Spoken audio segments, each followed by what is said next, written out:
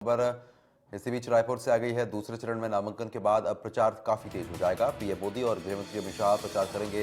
6 अप्रैल को कवर्धा में जनसभा को अमित शाह संबोधित करेंगे। 8 अप्रैल को बस्तर में प्रधानमंत्री नरेंद्र मोदी सभा को संबोधित करेंगे। बीजेपी प्रत्याशी महेश कश्यप के पक्ष में प्रचार होगा। बस्तर में विशाल चुनावी जनसभा को भी संबोधित किया जाएगा।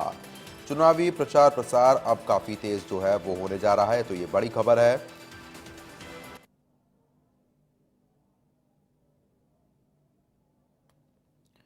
तो फिलहाल ये बड़ी जानकारी आपको बता रहे हैं। इस वक्त का ये बड़ा अपडेट है। 6 अप्रैल को कवर्धा में जनसभा भी करते हुए नजर आएंगे अमित शाह, तो ये बड़ी जानकारी है। प्रधानमंत्री नरेंद्र मोदी भी जनसभा को संबोधित करेंगे। आपको बता दें कि दूसरे चरण के बाद ही अब प्रचार प्रसार काफी तेज जो है वो होता हुआ नजर आएगा, तो ये बड़ा अपडेट है इस वक्त का।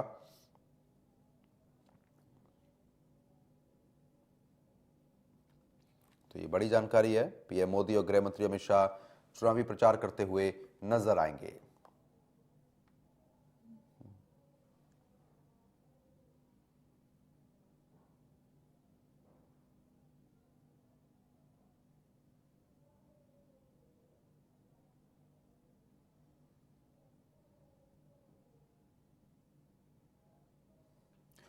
रायपुर से गौरव हमारे साथ लगातार बने हुए हैं। गौरव, शीर्ष नेतृत्व जो है भारतीय जनता पार्टी का वो लगातार छत्तीसगढ़ का रुख करेगा और अब आने वाले समय में चुनावी सभाएं जो है वो होने जा रही हैं, उसको लेकर तैयारी क्या चल रही है अभी?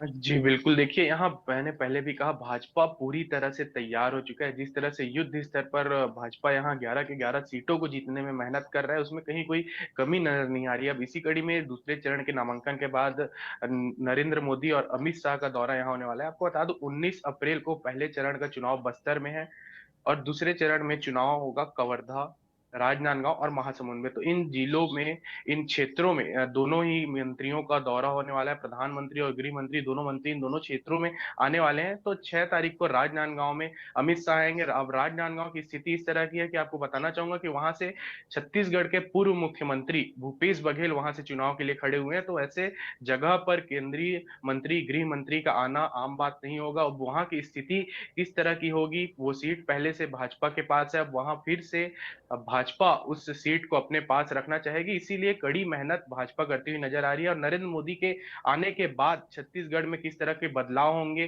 पहले पिछली बार चुनाव की बात करें तो पिछले बार कांग्रेस के पास 2 सीट और अभी कांग्रेस के पास 2 सीट और 9 सीट भाजपा के पास थी। तो अब इसी सीटों की संख्या को भाजपा बढ़ाना चाह रही है। तो इसके लिए वे लगातार बड़े चेहरों का दौरा छत्तीसगढ़ में करने जा रही है। आने वाले समय में जरूर चुनावी प्रचार देखने को मिलेगा, लेकिन जिस तरीके से प्रत्याशियों की बात कर लेते हैं, उनके पक्ष में भी मतदान कराने के लिए लगातार लोगों से अपील की जाएगी। अगर ग्राउंड जीरो की बात करते हो, तैयारी कैसे चल रही है अभी? प्रत्याशियों की तरफ से भी क्या कोशिशें हो रही हैं?